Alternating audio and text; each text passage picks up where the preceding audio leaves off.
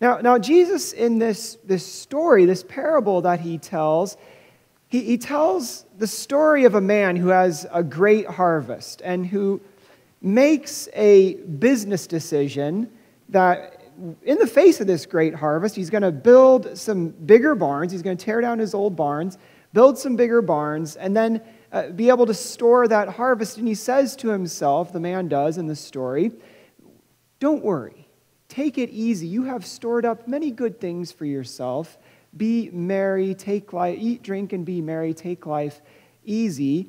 And Jesus says that God speaks to the man and says, this very night your life will be required of you. And then who will get everything that you have stored up? You won't take it with you. And Jesus says then, here's the punchline, so it will be with everyone who is rich in things, but is not rich toward God. And what I hear Jesus saying in this passage is that we are called to use our money to serve God. And we're going to go into that because when we're talking about the deadly sin of greed and the cure of generosity, we got to keep this in mind, that God is calling us to use our money to serve Him. And we're going to look at what that means.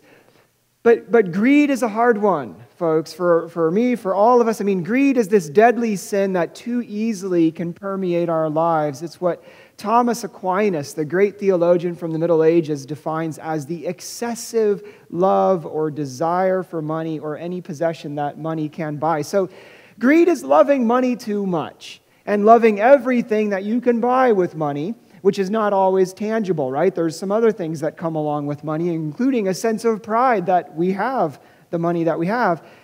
And of course, it's also possible to love money too little.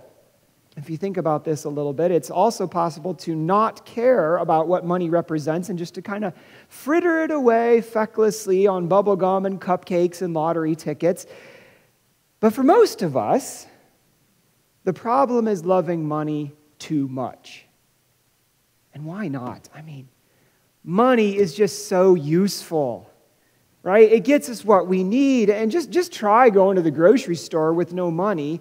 I mean, that here in Mound Ridge, that might actually work. Somebody might help you out, or they'd probably just say, come and pay us later. But just try it. If you don't have money, I mean, you can travel with money. You can heat your house in the winter with money. You can cool your house down in the summer with money. I mean, there's nothing glamorous about being poor. I mean, mostly it involves a whole lot of hustle and hassle.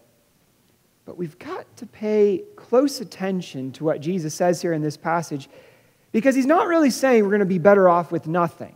And actually, he's pretty frank about our needs. And in the next section, so if you got your Bibles open, this wonderful chapter, Luke chapter 12, in the next section, if you follow that down, you would say, read this at home. Down in verse 30, Jesus says that we're not supposed to be worried about what we're going to eat, what we're going to drink, that sort of thing. He says, don't worry about that. And then he says in verse 30, this very important line, your Father knows that you need these things. Right? So Jesus is very frank. We need things, okay? We need food, clothing, shelter. We need a safe place to live. We need water. God knows this. And we need something, and here's Jesus' point, we need something much more profound, something that money cannot buy, and that is called the kingdom of God. And our human condition is that so often we mistake food, clothing, and shelter, and we make them stand-ins for the kingdom, which never works. And what we really need in our lives is a reorientation towards generosity, which is to say a reevaluation of what is most valuable in life. We need to look at our lives and say, what matters most? And so I want to follow the gospel passage through, because the whole thing starts off with Jesus teaching about some pretty heavy stuff to the crowd, okay? And we're picking this up in verse 13, but in the part of this before our passage, he's teaching some heavy stuff. He's telling people to be fearless in the face of persecution for their faith. He's saying to be afraid of the devil, have a righteous fear of God, but to have a fear of what the devil can do, be frank about the devil's power, but be more courageous because we know who God really is. He says, be ready to face trials and persecutions. And in the midst of that heavy stuff, right, in the midst of that, you have this man, in verse 13, there's this crowd gathered around Jesus, and this man says, "Teacher, tell my brother to divide the inheritance with me." And this is interesting, because look at Jesus' reply. In verse 14, he says, "Man, who appointed me as a judge or an arbiter between you?" And you can kind of imagine the scene, right? I mean, it makes sense. In the ancient Hebrew scriptures, if there's the question about inheritance, then what you do is you go to an Israelite priest, or you go to a teacher of the law, a rabbi. This is what they do in Numbers chapter 27. There's the daughters of Zelophehad. And that's a trivia one for you. The daughters of Zelophehad, their father dies in the desert. There's all daughters. And so they go to Moses and they go to Eleazar the priest, right, teachers of the law, and they say, "Our father died, and even though the inheritance," I'm summing it up, even though the inheritance usually goes down through the man's line, we feel that we ought to have an inheritance too. What about all of us daughters? And then Moses takes it to God and he prays about it, and he comes back and he says, "Yes, absolutely, you should have your father's inheritance." That's what God tells him. And so this man in the crowd, when he sees Jesus teaching, and he thinks to himself, I'm just imagining here, he thinks to himself, well, Jesus looks like a rabbi. He talks like a rabbi. He acts like a rabbi. He is a rabbi. I mean, he's a teacher. Jesus is someone who knows the law. He's going to judge us justly. So it's kind of this act of confidence in Jesus. Jesus is kind of someone in this man's eyes who clearly is cut from the same cloth as Moses. So who better to decide this dispute with my brother about the inheritance? But Jesus recognizes that something deeper is going on here, and he doesn't want to get triangulated into this situation of figuring out who's the greediest, right? So he says in verse 15, check this out, he says, "Watch out," right? He's not even addressing the man directly. He opens this up to everybody. "Watch out, be on your guard against all kinds of greed. A man's life does not consist in the abundance of his possessions." And then he's going to tell a story.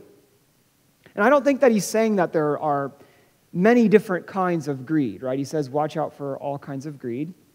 But I think he's saying is watch out for all of the different manifestations of greed, all the different ways that greed can slither up into our hearts so quietly. He's saying, watch out for greed, because life is not about what we have. And that's when he then breaks off and goes into a story. So this is verses 16 to 20, and verse 21 is kind of the punchline of this story, right? So there's this man who has a wonderful harvest, and he says to himself, "What shall I do? I have no place to store my crops." Notice the man is speaking to himself. "This is what I'll do. I'll tear down my barns," verse 19. "I'll build bigger ones. There I'm going to store all my grain and my goods." Verse 19, "I will say to myself, you have plenty of good things laid up for many years. Take life easy, eat, drink, and be merry." But God said to him, "You fool, this very night your life will be demanded from you. Then who will get what you have prepared for yourself?" Here's the punchline. "This is how it will be for anyone who stores up things for himself, but is not rich toward God." And listen, when I hear this story, I've got to admit that it's kind of easy for me to think, like, what's the problem? Right? I mean, the man has bigger production, so he upgrades his operation. He's this entrepreneur. He's expanding his business. He's prudently saving up for the future. What else would he do? And let's be clear that saving for the future is not the issue here. It is a very good thing to spend less now and to put some money into your retirement plan. The issue is not whether it's better to spend the money now or in the future, or whether it's good to have little or much. I mean, think about this. You can be poor and greedy just as easily as you can be rich and greedy. So this is not about how much money we have in our bank account. The issue is the man's relationship to his money. And he sees his money as a way for him to wall himself off from the hardships of the world and the people who live in hardship. And notice that this is not the only time that Jesus talks like this about wealth. So think about Luke chapter 16 and the scene in Luke 16. There's this rich man who lives in luxury. You can look at this at home if you want. And at the man's gates, he's at his gates, is Lazarus, who is poor. He has nothing to eat. He is licked by pitiful dogs. And it's this vision of a man using wealth to shut out the needs of the world and not to care for those who are on the margins. And listen, to some extent, we all do this. Because health insurance and gas in the car and the right address are all ways of protecting ourselves from the brokenness of the world. And you really notice this most when, how much we depend on money and the other less tangible privileges when they are stripped away. So when we were serving in Cusco, Peru, when we first got there, Matteo fell just dreadfully ill and was laying on the bed for really about a week. And we had a doctor on the mission team, and he came in, and we were saying, we're kind of nervous, and he was kind of nervous too, that it might be appendicitis. And he said, I think I would rather do surgery on him myself than send you over to the state hospital here in town. And we were saying, oh Lord, even money can't fix this one, or not very easily. And thanks be to God, he got better. And there are many wonderful world-class clinics in Lima that we would trust our lives to, but that was not where we were at. And you notice how much you depend on your money and your societal privileges and so many things that just come with being who we are when those are stripped away. But the risk is that we think that those things, that money, that stuff, can serve as stand-ins for God, who is our true provider and sustainer. We risk becoming rich in things, but poor towards God. And that's what greed does to us. But listen, we always have this choice. Do we want to be rich toward God, or do we want to be rich toward things? And maybe you're thinking, well, I want to be both, right? But I think we're called to be rich toward God. And I think we should just kind of focus on that. I think we should just say that together. Would you be willing to say that with me? Say rich toward God. Rich toward God. Let's say it again. Rich toward God. Because I think that's got to be our overriding desire, that we want to be, we desire to be, we long to be, we want to be rich toward God. And I think it's a desire, that this desire to be rich toward God, that greed corrodes and dampens and corrupts and destroys. Greed messes up our values. And listen, greed ultimately comes from fear, and it's the fear of not having enough, and that fear gets transformed into this constant hanging on to everything that we have and a desire for more. And listen, it is scary to not have enough. But what greed does is take that basic human concern, a concern that we saw in verse 30 that God recognizes and honors, and it makes that into a hunger that can never be filled, because enough is not about the numbers. Enough is a spiritual state. It's this sense of contentment that flows from our being sated in God. And it's hard to believe that we have enough in our society, and it's so easy to fall into greed's trap because we live in an economy of desire, an economy of passion and hunger, and our hungers are constantly being stoked by advertisement and the inducements of boredom, and we become the kind of people who need more and more just to feel normal, just to feel that we're keeping our heads above water, let alone to feel that we're advancing. And this spirit of more comes from greed, and it's toxic to our souls. I mean, greed is deadly because we'll beg, borrow, and steal because of greed.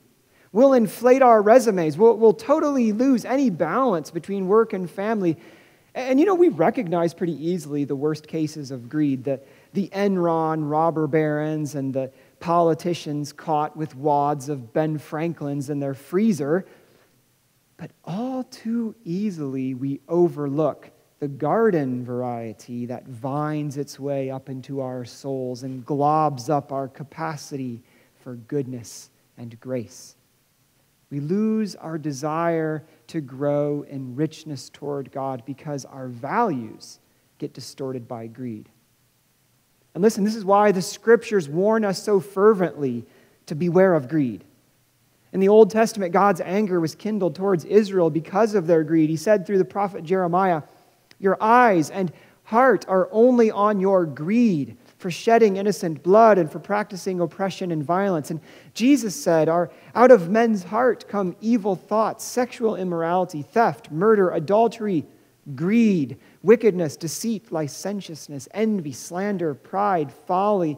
The Apostle Paul said in Ephesians 5:3, "But fornication and impurity of any kind or greed must not even be mentioned among you, as is proper among the saints." In Colossians 3:5, "Put to death, therefore, whatever is in you that is earthly, fornication, impurity, passion, evil desire, and greed, which is idolatry." And don't forget 1 Timothy 6:10, "For the love of money is the root of all kinds of evil." So what should we do? Well, imagine if this story that Jesus told had gone a different way. Imagine if the man had said to himself, "You have plenty of things, good things, laid up for many years. Give to those who are less fortunate. Use your abundance to live a life of good. Use your money to serve God." What if instead of thinking how best to hang on to his abundance, he would have lived by what Jesus says in verses 32 and 33 of our chapter here, in chapter 12. What if he would have listened to Jesus on this? "Do not be afraid, little flock. Do not be afraid. For your Father has been pleased to give you the kingdom. Sell your possessions and give to the poor. Provide purses for yourselves that will not wear out, a treasure in heaven that will not be exhausted, where no thief comes near and no moth destroys. For where your treasure is, there will your heart be also." What if he really would have understood that? That where your treasure is, there will your heart be also. Because you see, the cure for greed is generosity. Or rather, the cure for greed is a heart that is transformed by generosity, that allows us to have a proper relationship to money because we have a proper relationship to God. Are you following that? Because that's the thing. True generosity is going to flow from loving God above all else, and it's going to lead to this generous spirit that knows how to let go, that knows how to use money rather than to be used by money. Generosity is learning how to use our money to serve God. And listen, generosity is learned. There are some among us who have the gift of giving. Just comes naturally to you. It's something that you can do just like breathing. But most of us have to learn. We have to practice. And we're always practicing something, even though we don't always recognize that fact. If it's not generosity that we're practicing, then all too often it's greed. Peter said in his second letter to watch out for the false prophets. He said, "They have hearts trained in greed." That's in 2 Peter 2:14. What are you training your heart for? For greed or for generosity? And if we want to train our hearts for generosity, then what should we do? Well, tithing helps. Tithing is the biblical principle of giving 10% of our income to the church. And I think tithing is so vitally important because it sets us up to administer all of our finances towards God's ends. Because just think about this, if we set aside 10%, then we have to very carefully arrange the rest of our finances so that it adds up. Because if we don't have enough money to tithe, a great question to ask ourselves is, why not? Are there things that I spend my money on that I shouldn't? Are my financial decisions wise ones that honor God? And there's a way in which tithing sanctifies all of our money, reminds us that it is really all God's money, that it all belongs to God and we've only been entrusted with it for the time being, that we cannot take it with us. It's no wonder that in Genesis, Cain and Abel, Adam and Eve's sons, their first act of worship is to bring an offering from the fruit of the ground and from the firstlings of the flock to God. They give to God. So giving is worship, this first act of worship. And I think tithing also points the way to simplicity, which is another essential practice of the generous heart. It points us toward a life where we have what we need, but not too much, and we start to ask ourselves, do I really need this? Can I live with less? Now, simplicity is tricky. And I think a lot of times living simply means living just a little bit simpler than your neighbor. So we're living simply because we only have a Kindle, but we don't have an iPad. But if we get an iPad, then we're still living simply because we only have one. I see you think like this too. But there is still something to simplicity, because simplicity is what allows us to kind of get some space from that constant longing to have more and better. Simplicity is the practice of enough. Simplicity helps us remember that what we can't give away rules us. What we can't live without becomes our idol. And this is why the scriptures teach us in Hebrews 13:5, keep your lives free from the love of money and be content with what you have, for he has said, I will never leave you nor forsake you. And the amazing thing about simplicity is that simplicity is not opposed to abundance. Are you following me on this? Simplicity is not opposed to abundance. And so, in fact, when we really start to practice simplicity, we learn to gauge when it's the proper moment to just go all out, to get the chocolate fountain and to buy the very best cut of meat and to bake the most amazing rhubarb strawberry pie for your guests. Because you see, extravagance is simplicity's neighbor. And so think about that woman in the ministry of Jesus. Think about this woman who broke the costly perfume over Jesus' feet. Do you remember her? She knew intuitively when to go all in for extravagance. But in the end, what it really comes down to is a question of the heart. Where's our heart at? What is our deepest treasure? What do we care about most in life? And if we're walking in a vivid relationship with Jesus, seriously learning to know him better, truly growing in him day by day, then I think a kind of trust starts to form in us. We become the kind of people who are more content, more focused on what really matters. At least this is my experience. More able to go out on a limb for Jesus because, like the old hymn, we have proved him over and over.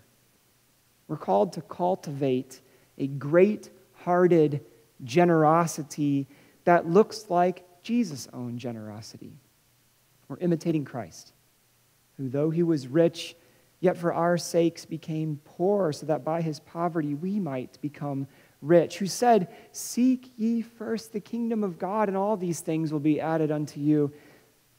And when we develop that generous heart, we're really developing a Christlike heart, which is always the goal of the virtues. We're learning to see the world as Christ sees it, as created good and beautiful by the good and beautiful God who desires that we use all of these things that he has given us in abundance to his glory. Now, the village of Fortín de las Flores in Mexico is a place that is known for people of generous hearts. And in Fortín de las Flores, it's located in the mountains of southeast Mexico. It's a place where the famous La Bestia, the beast train, comes through. It's this train a cargo train that runs north to south through Mexico and is very famous because thousands of Central American migrants who come from desperate situations of poverty and violence are fleeing the drug wars of their home countries and sitting on the roof of this train trying to get through Mexico and oftentimes trying to get all the way to the United States. And here's the amazing and generous thing about the people in this community. Many people come out, and as the train is coming through, they'll go out and they'll toss up, and here's a picture of them doing it, toss up bags of fruit or tamales or bags of water. Or this train goes up into the mountains, so it gets cold, and they'll toss up sweaters or hats and scarves, even though the people who are doing the tossing are folks of very modest means.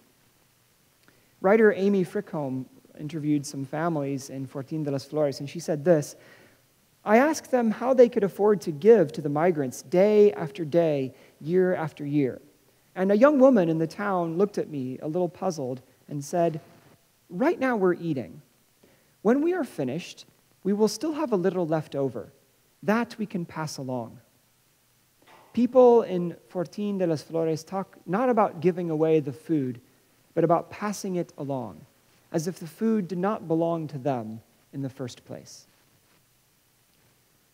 Perhaps if the man in Jesus' parable had learned to think of his harvest a little bit more like the people in Fortín de las Flores, as something to be passed on that did not belong to him in the first place, perhaps his life would not have been required of him that very night. Perhaps it wouldn't have been called the story of the rich fool. It would have been called the story of the generous, wise man. It would have maybe been a model, the story of a person who became rich toward God. Thanks be to God. Amen.